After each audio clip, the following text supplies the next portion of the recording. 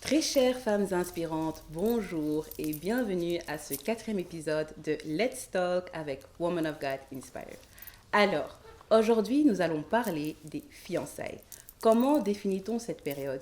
Quels sont les sujets à aborder pendant cette période et quand est-ce qu'on sent qu'on est prêt pour se fiancer? C'est tout de suite avec l'équipe Woman of God Inspire et Cathy Kaloumé.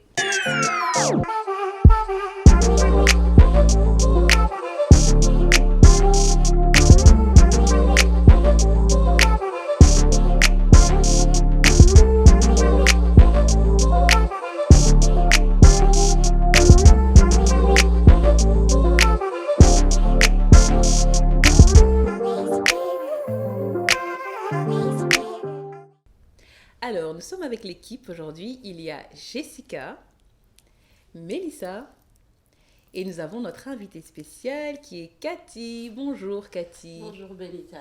Comment vas-tu? Ça va très bien. Merci pour l'invitation aujourd'hui. C'est avec plaisir. Est-ce que tu peux te présenter pour que ceux qui nous regardent puissent un peu mieux te connaître? Oui, bien sûr. Je m'appelle Cathy Kaloumé, mariée depuis 2007 et j'ai 5 enfants et je suis conseillère conjugale. Ok, alors comme vous le savez, aujourd'hui nous allons parler des fiançailles et Cathy est conseillère conjugale, donc elle accompagne les couples, mais ce qui est important c'est que Cathy accompagne également les couples qui sont dans la période avant le mariage, donc dans la période des fiançailles. Tu peux un peu plus nous expliquer par rapport à ça, qu'est-ce que tu fais exactement? Oui, en fait, ce que je fais, je le fais moi avec mon mari.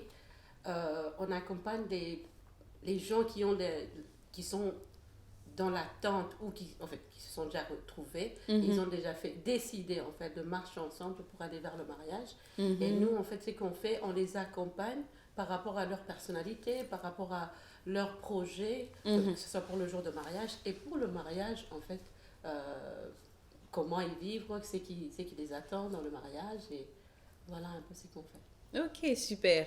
Bon, vous avez entendu, donc Cathy est là, elle est disponible si vous êtes intéressé. Elle est sur Instagram en tant que Kingdom Bride, Oui. si je ne me trompe Oui, pas. c'est exact. Voilà, elle est également sur Facebook, Oui. donc n'hésitez pas à Aussi prendre Kingdom contact Bride, avec oui. elle pour avoir un accompagnement dans les fiançailles.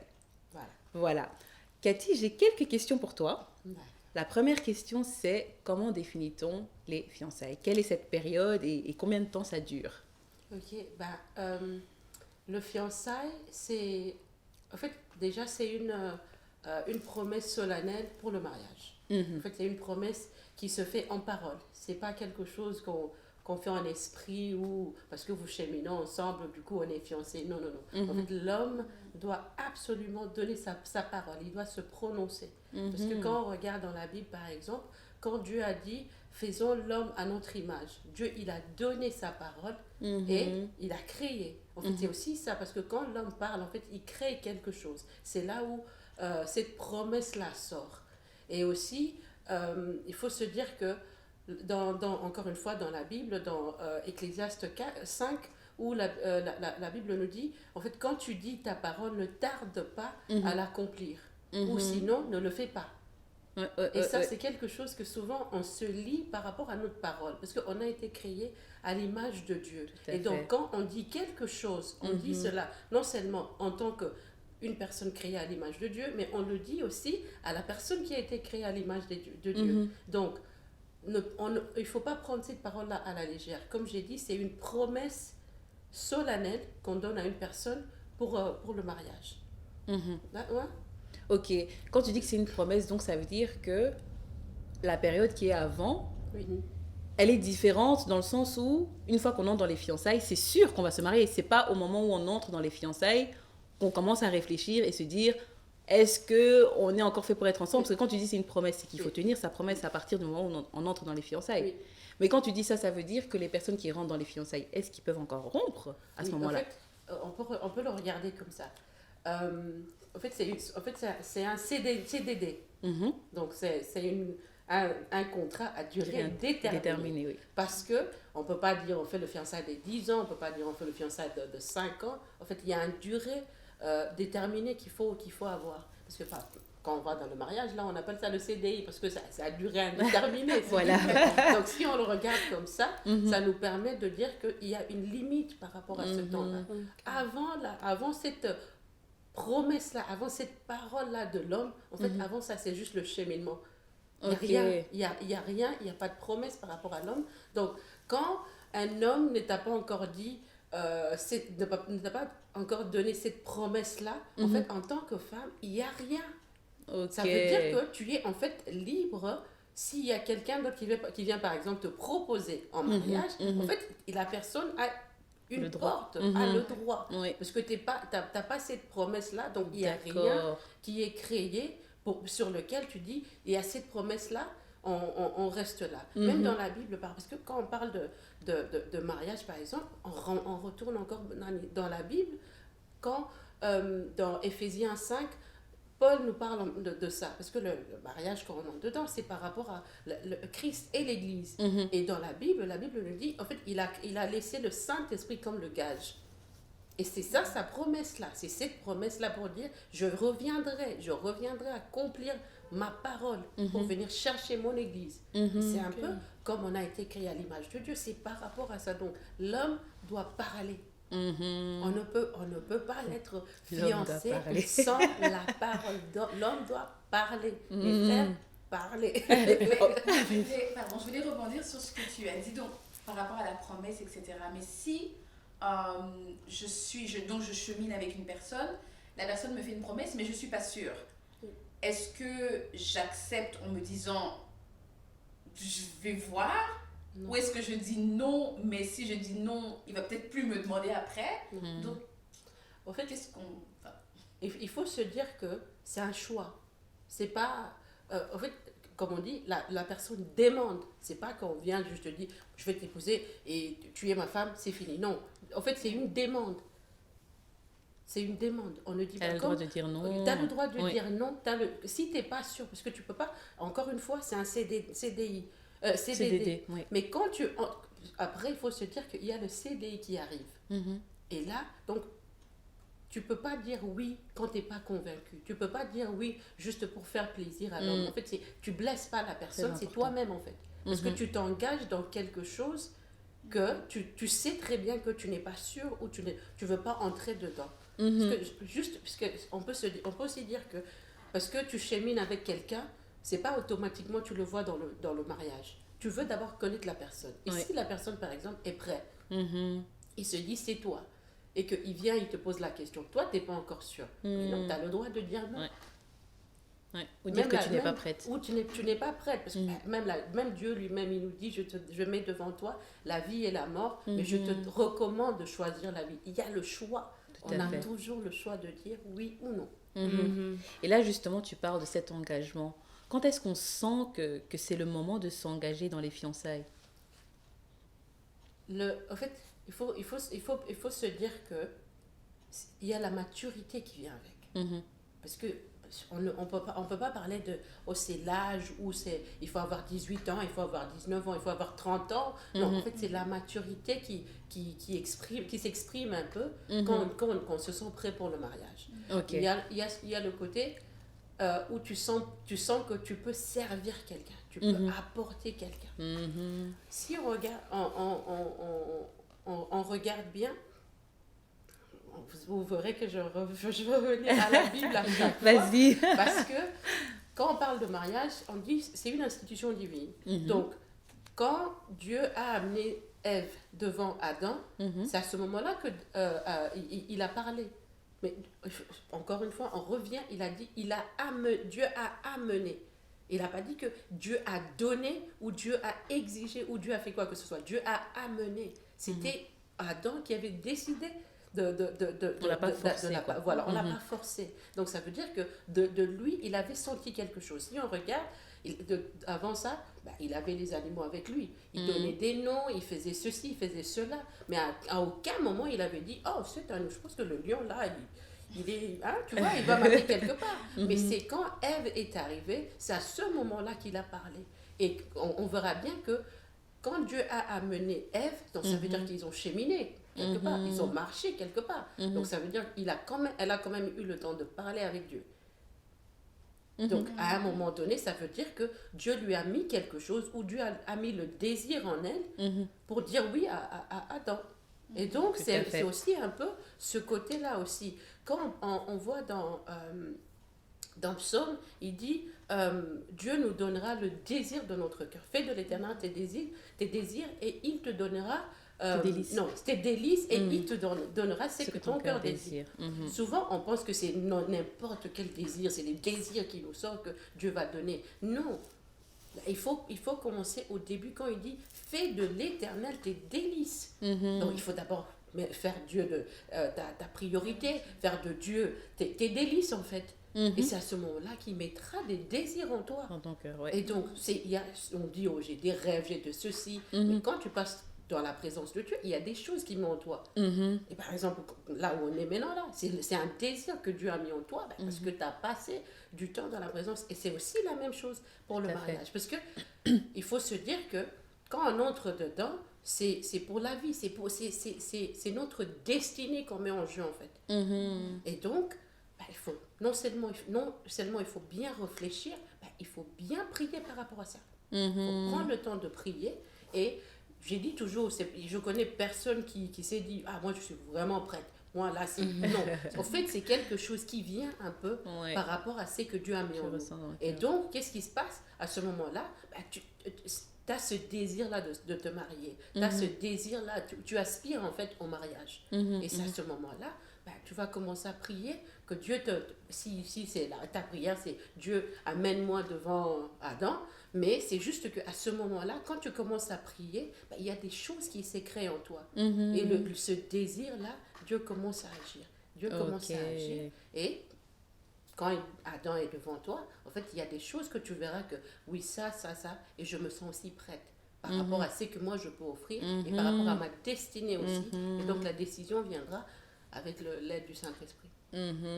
Donc, j'aime bien ce que tu as expliqué. Donc, quand Adam va se présenter, donc les filles attendaient que Adam se présente, hein, et tu as bien dit, c'est l'homme qui a parlé, qui a vu la femme, parce que maintenant, de nos jours, c'est la mode. On voit que les femmes aussi commencent à... Donc, moi, j'allais dire, est-ce que la femme peut aussi faire ce pas-là? En fait, il y a pas longtemps, on avait une conversation avec mon mari. On parlait par rapport à ça et il expliquait un peu en disant que maintenant en fait on se marie pas par rapport à en fait la vision de Dieu par rapport au mariage. On se marie un peu par rapport à la société. C'est que la société nous donne, c'est que la société exige de nous. Donc quand on se marie, en fait on pense pas que c'est le plan de Dieu pour ma vie. On se marie pas en se disant Dieu va faire ça avec notre mariage. En fait on se marie parce que c'est l'âge ou la pression de la famille, il faut se marier. Et donc qu'est-ce qu'on fait? Et maintenant tout le monde le fait. Il y a les femmes maintenant, je suis indépendante, je suis ça, donc je peux faire ce que je veux. Donc qu'est-ce que je veux? Je peux aussi demander à un homme. Mais en fait à ce moment-là, il faut aussi se dire il y a des rôles dans le mariage. Donc quand tu viens comme ça, est-ce que parce que quand on entend ça souvent en disant mais c'est parce que la femme elle est confiante ou elle est indépendante, donc du coup elle se sent. Mais quand on entre dans le mariage, il y a des rôles. Est-ce que quand tu fais ça, est-ce que quand tu vas entrer dans le mariage, tu seras encore capable de rester à ta place, de reconnaître ta position encore une fois? Il y a un peu ce côté-là, parce que l'homme, quand l'homme ne le dit pas, ça ne veut pas dire que il n'a pas envie de t'épouser, ou c'est aussi peut-être parce que lui aussi il se cherche, ou il cherche comment le faire. Mais quand toi tu le dévances, pour ne pas te blesser aussi, il se dit ok d'accord, mais il faut se rappeler que il y a l'homme en tant que le chef. Je veux redire ceci pour ne pas faire la confusion, parce que je sais que pour le moment quand on parle de l'homme le chef, les femmes c'est comme si c'est des insultes. Quand on dit l'homme c'est le chef, c'est pas les hommes c'est les chefs des femmes. Non, l'homme c'est le chef de la femme, de sa femme, pas tout le monde. Donc c'est la personne que tu choisis, c'est cette personne-là qui est le chef. Et qui est le chef dans quel cadre? Il y a un cadre. il y a un cadre qui s'appelle l'entreprise, le mariage que Dieu a créé. Et donc, sa chefferie, si on peut l'appeler ainsi, c'est dans le cadre de mariage. Ouais. Ok. C'est dans le cadre de mariage. Et donc, si on comprend... En fait, encore une fois, je reviens à dire, n'oublions pas que l'institution de mariage, ça vient de Dieu. C'est pas un homme qui a institué ce rôle-là en disant l'homme est le chef ou quoi que ce soit. C'est parce que dans cette entreprise-là, il faut qu'il y ait de l'ordre. Parce que Dieu, il est un Dieu d'ordre. Parce que si on dit, toi, tu es le chef, toi aussi, tu es le chef, on ne peut pas avoir deux chefs dans une entreprise. Bien sûr. Parce que le CEO et le CFO, par exemple, c'est pas que l'un est plus important que l'autre. La société ne peut pas marcher sans l'un et l'autre. Donc, on a besoin de deux. C'est juste que celui-là, dans le cadre de l'entreprise, s'il y a un souci, c'est lui qui tombe, en fait. Ouais. Et c'est la même chose. Ok. Donc, si tu te dis, oh non, moi, je vais aller demander parce que, eh bien, dis-toi que il y a, dans ce cadre-ci, il faut te dire qu'après, est-ce que tu vas revenir à ta place? Ouais. Et aussi, donne à l'homme sa place. Donne-lui l'occasion de le faire. Donne-lui, c'est à lui de créer quelque chose. Alors, donne-lui sa place. Parce que souvent, c'est aussi ce qui arrive par après, même dans le fiançailles. Après, c'est toi qui commences à prendre un peu le lead, si tu veux. Tu veux commencer à faire ça. En fait, tu ne vas pas t'épouser seul. Alors, et puis si tu le forces, peut-être que tu vas le faire contre son gré. Et comme on aura comme Adam qui dit, c'est la femme que tu m'as donnée, il ne t'a pas donné. Et donc, Dieu, il ne peut pas entrer là où il n'a pas été invité. Il ne peut pas entrer là où il n'a pas commencé.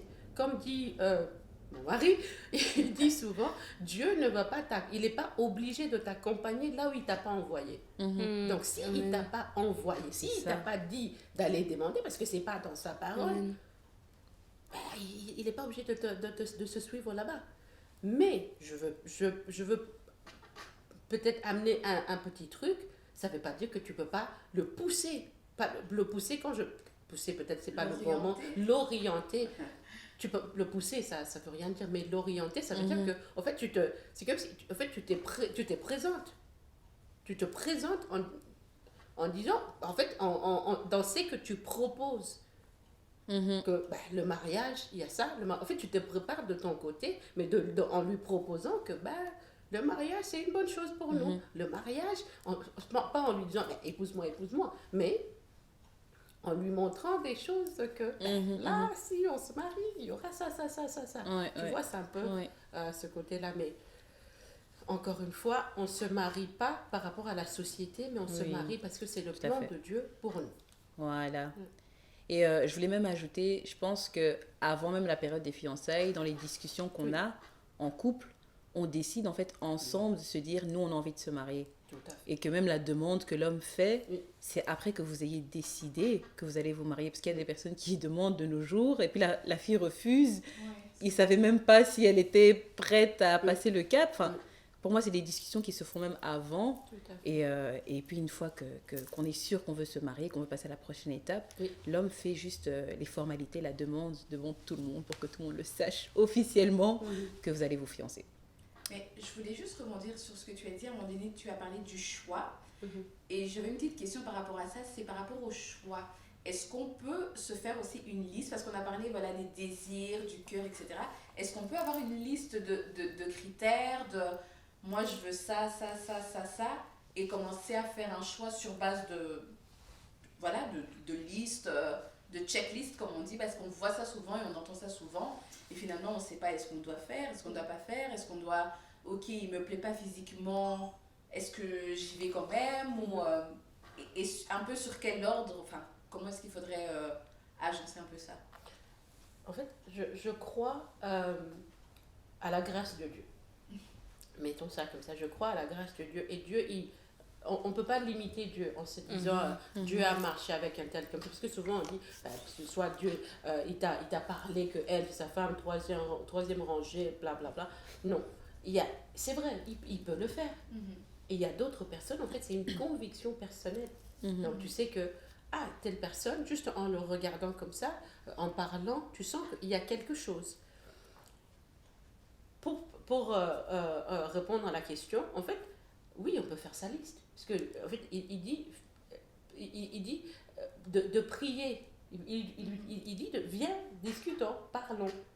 Donc, tu peux lui donner ta liste, mais en même temps, si dans ta liste-là, tu trouves une personne, tu as tout ce qu'il faut là, mais ce n'est pas le choix de Dieu, parce que c'est ton choix, toi. Ben, il te dit, ok, vas-y. Ben, de toutes les façons, c'est un choix. Tu as tout ce qu'il y a, mais tu n'as pas ce que Dieu voulait pour toi. Et donc, ça ne veut pas dire que tu ne peux pas faire la liste. Tu peux faire la liste et prier par rapport à ça. Je sais qu'il y a d'autres personnes où ils se sont dit, j'avais fait ma liste quand j'avais 15 ans, et là, tout ce que j'avais écrit sur la liste, ils sont là. Ils sont là. Et donc, ça veut dire que c'est possible. C'est pas un péché de le faire, mais en même temps, il ne faut pas limiter Dieu à sa liste. Il ne faut pas limiter Dieu. Dit, si ça c'est ma liste, mais donne-moi ce que toi tu veux. Donne-moi ta volonté en fait. Si ma liste ici c'est la volonté de Dieu, gloire à Dieu. Mais si c'est pas ta volonté, mais donne-moi ta volonté. Il y a un peu ce côté-là.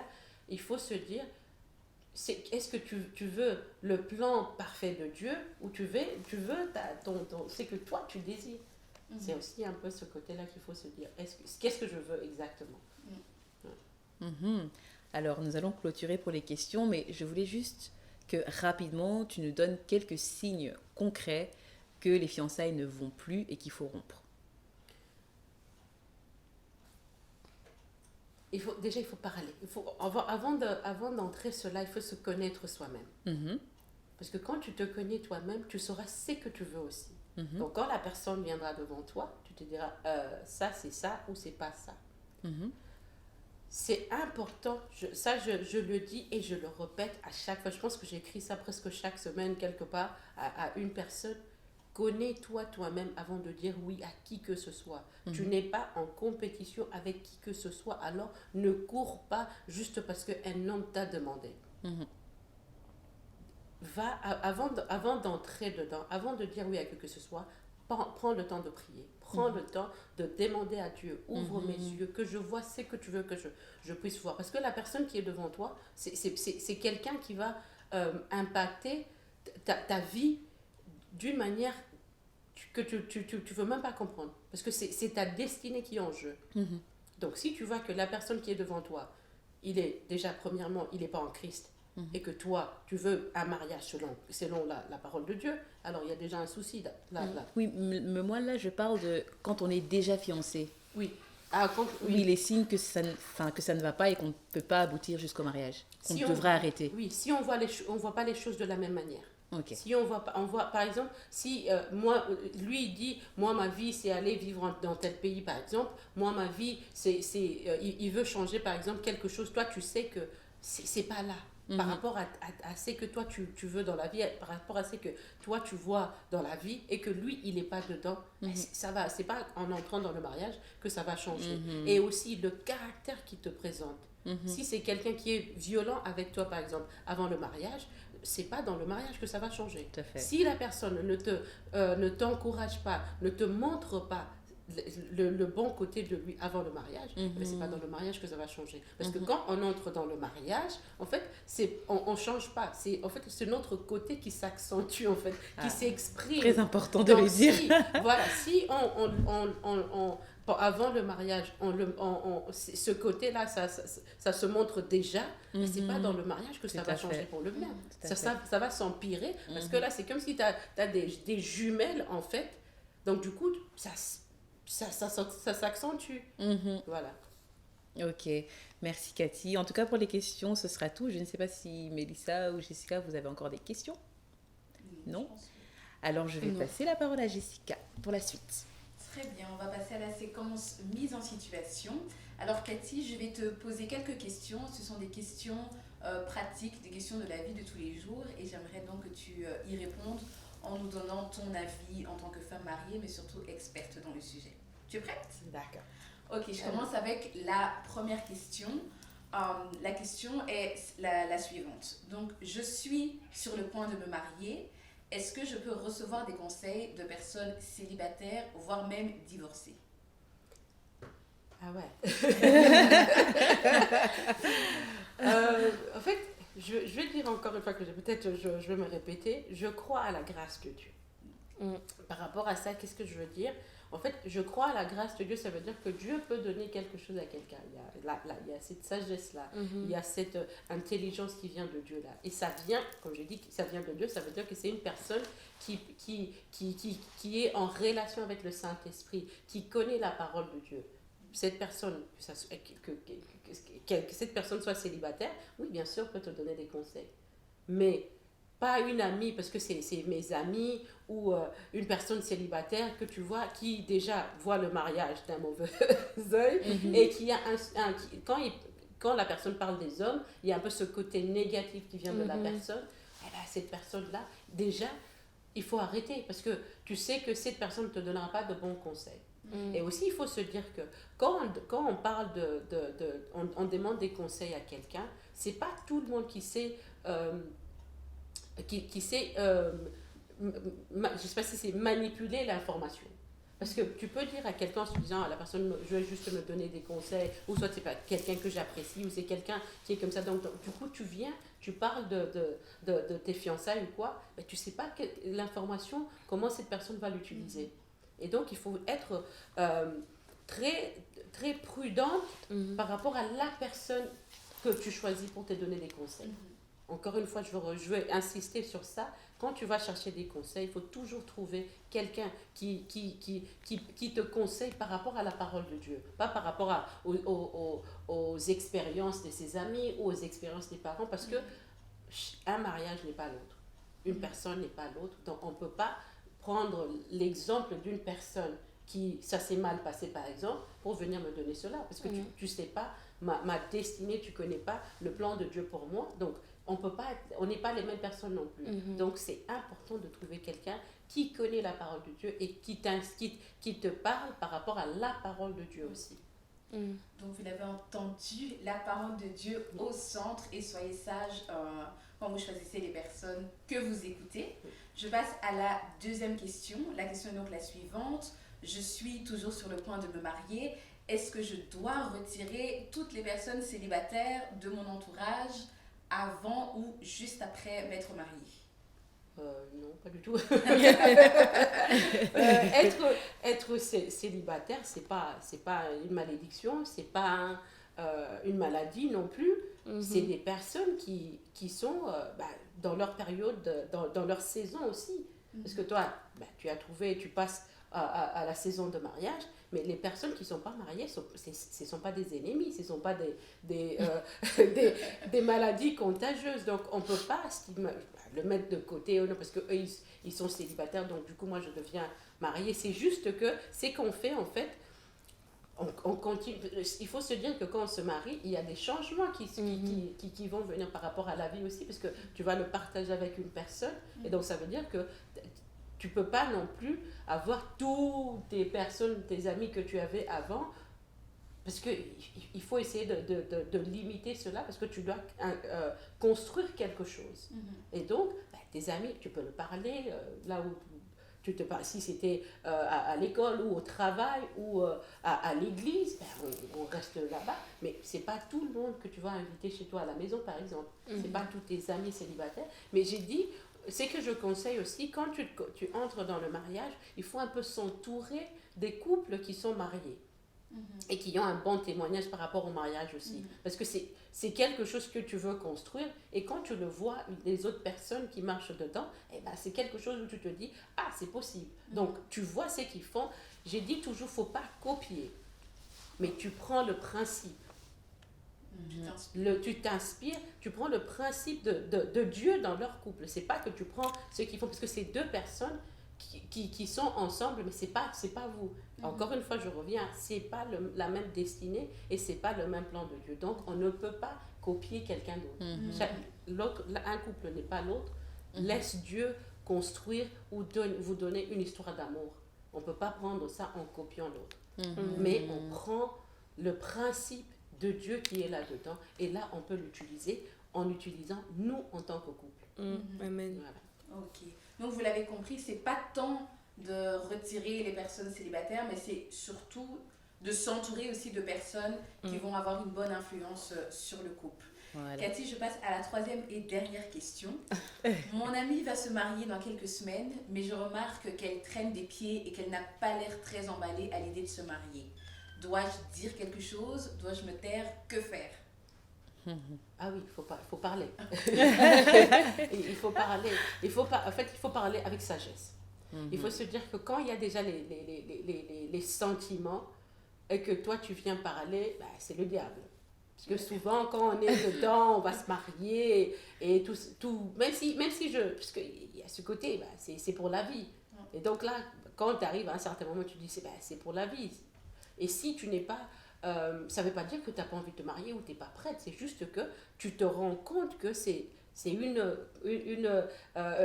vais entrer dans une alliance qui va changer ma vie. Et donc à ce moment-là, c'est normal de se dire que, oh Seigneur, c'est quoi ça? Qu'est-ce que je fais? Ça ne veut pas dire que ce n'est pas l'homme de ta vie, ça ne veut pas dire que ce n'est pas le bon choix. C'est juste que c'est le moment où il faut prendre aussi le temps avec le Seigneur. Pour qu'il puisse te remplir encore une fois, qu'il puisse te parler encore une fois. Et donc, toi, en tant qu'ami, si tu vois quelque chose, tu parles avec la personne, parce que peut-être la personne cherche quelqu'un avec qui parler, et la personne ne sait pas comment exprimer ce côté-là, c'est qu'elle ressent, elle ne sait pas comment le dire. Et toi, en tant qu'ami, bah, tu peux poser la question, mais avec sagesse, pas en disant, ah, donc t'as plus envie de te marier? Non, tu lui dis, ça va. Qu'est-ce qui se passe? Tu te sens comment? Ça se passe comment? Les préparatifs, tu vois, c'est un peu ce côté-là qu'il faut amener et pousser la personne à parler. Et s'il faut, prie pour la personne aussi, pour que la personne puisse comprendre. Mais il y a aussi ce côté, elle se dit, c'est pas la bonne personne. Et si toi tu viens par exemple, tu parles avec elle, tu peux en fait arrêter la personne de faire une grosse erreur. Donc c'est toujours mieux en tant qu'ami de parler, mais de parler avec sagesse. Okay. Vous l'avez entendu, le mot-clé, la sagesse, la sagesse. Je passe la parole à Mélissa qui va nous présenter un témoignage. Bonjour à tous, je vais vous parler d'un témoignage. Nous avons eu un message d'une jeune femme qui habite en Belgique. Elle pose la question suivante. J'ai été 3 ans en couple avec mon copain et depuis qu'on est fiancés, ça ne bouge plus. Ça va faire plus de 2 ans maintenant. Quand j'en parle, ça devient un sujet de dispute. Il dit toujours de m'aimer et m'apprécier et n'a pas l'air de vouloir arrêter la relation. Sa famille me dit de patienter et de ne plus lui mettre la pression parce qu'il finira par se décider. Je réalise que c'est surtout moi qui voulais ses fiançailles et je lui ai peut-être forcé la main inconsciemment. Que dois-je faire, Cathy? Qu'est-ce qu'elle doit faire, Cathy? Sauve-nous ici. Qu'est-ce que cette jeune femme doit faire? Dis-nous. C'est vrai, il faut se dire que nous, on est dans le temps, Dieu n'est pas dans le temps. On se dit, j'ai le temps, il faut lui laisser le temps, il faut faire ceci, il faut faire cela. C'est vrai, c'est Dieu qui n'est pas dans le temps, mais nous, on est dans le temps. Donc, tu ne peux pas donner ta vie à une personne pendant X années, mais être dans l'incertitude. Parce que ça veut dire qu'il y a un côté d'incertitude que tu mets dans ta vie en se disant, j'attends. Parce que souvent, quand on est dans ce genre de situation, je ne sais pas si je dis pas que c'est le cas ici, c'est comme si on met un peu sa vie en pause ou entre parenthèses parce que on se dit je peux pas faire ça parce que j'attends un peu de ce côté, je peux pas faire ceci. En fait, c'est comme si tu mets ta vie en pause ou en arrêt parce que tu attends sa réaction à lui. Une chose que j'ai dit souvent par rapport à un homme qui prend tellement beaucoup de temps, parce que souvent quand un homme est prêt ou sait ce qu'il veut, il prend pas beaucoup de temps. Il va pas te dire oh je t'aime mais on attend. Non, soit tu veux, soit tu veux pas. Et dans ce cas-ci, c'est que je veux conseiller à notre sista, c'est de s'asseoir, déjà de prendre un temps de prière et de s'asseoir avec le fiancé, essayer de lui parler, de comprendre c'est quoi le souci. d'expliquer les sentiments, c'est bon, mais le mariage, c'est vraiment pas les sentiments. C'est plus que les sentiments. Donc, tu peux pas construire un mariage sur base des sentiments. Parce que les sentiments, en fait, avec cette proximité-là, la famille est au courant, tout le monde connaît la fille de l'autre côté. Et donc, qu'est-ce qui se passe? La familiarité, cette proximité-là fait que t'as pas trop envie de bouger parce que tu es confortable dans cette situation. Surtout. Tu sais qu'elle va pas partir, tu sais que elle m'aime. Donc, qu'est-ce que tu fais? Tu joues un peu avec ses sentiments. Mais quand toi, tu sais ce que tu veux dans la vie, tu te dis, ok, frère, expliquons-nous maintenant. Parlons. Il faut avoir le courage de parler. Tout à fait. C'est très, très important. Il ne faut pas juste laisser une situation en disant, oh, tel a dit, tel a dit. Non, c'est pas sa famille qui vont vivre avec. C'est toi. C'est toi qui essaies de construire quelque chose. Et donc, tu ne peux pas vivre ta vie sur base des paroles, que ce soit sa famille ou même de lui aussi. Ça dépend. Ce qu'il te dit, il faut que ça crée quelque chose en toi. Si ça crée la confusion, si ça crée le manque de précision, il y a un souci. Donc, il faut vraiment prendre le temps d'asseoir le frère et de poser des bonnes questions. Merci beaucoup, Cathy, pour ta réponse. J'ai un deuxième témoignage. D'accord. C'est un couple qui est sur le point de se marier. Et ça fait 2 ans et demi qu'ils sont ensemble et ils sont sur leurs préparatifs de mariage. Mais que ce soit la femme ou l'homme constate qu'il y a un ça va pas. Mais les parents, la famille, les parrains ne veulent pas que cette union se termine parce que le mariage est déjà prévu pour cet été, mais le couple constate que ça va pas. Wow. Mais ça va pas, c'est-à-dire, pardon. Ça va pas. Donc le couple. À quel degré? À quel degré ça va pas, c'est que ils se sont rendus compte dans les préparatifs que ça n'allait pas entre eux, la communication, niveau financièrement, ça n'allait pas, mode de vie, ça n'allait pas, mais ils se sont quand même lancés dans les préparatifs. Que faire? Car le mariage approche. Oui. J'avais dit avant que le fiançailles, c'est un CDD. Donc, ça veut dire que après un certain temps, ça peut s'arrêter. Même si légalement, on peut prolonger, mais à un certain moment, ça doit s'arrêter. Soit on vous donne un CDI, soit ça s'arrête. Il ne faut pas se marier par pression. Il ne faut pas se marier parce que même le jour de mariage, avant de dire oui, tu peux toujours dire non. Parce que là, encore une fois, c'est pour la vie. C'est vrai que les parents se disent, ou même l'entourage, on a dépensé l'argent, on a fait ceci. Vaut mieux dépenser, même gaspiller son argent aujourd'hui qu'avoir ses enfants malheureux pour la vie. Et donc, pour éviter ce genre de choses, je veux aussi dire quelque chose. Ça, c'est des choses qu'on fait avant même de mettre des dates, avant même de commencer à payer. Préparez-vous à l'avance. Ayez des conversations. Parlez avant parce qu'on ne peut pas juste commencer à tout faire en se disant ouais, on fait un freestyle parce qu'on veut se marier. Parce que souvent, c'est ils sont bons ensemble, donc du coup, le mariage, on peut foncer. Non, le mariage, c'est pas... Parce que la beauté physique, ça change. Mais cette alliance-là, c'est pour la vie. C'est pour la vie. C'est soit, vaut mieux entrer au ciel sans être marié, célibataire, et aller en enfer marié. Donc, on ne peut pas juste dire, oh non, parce qu'on a dépensé de l'argent et que les enfants sont malheureux. Non, allez-y quand même, parce que nous, on a dépensé l'argent. Non.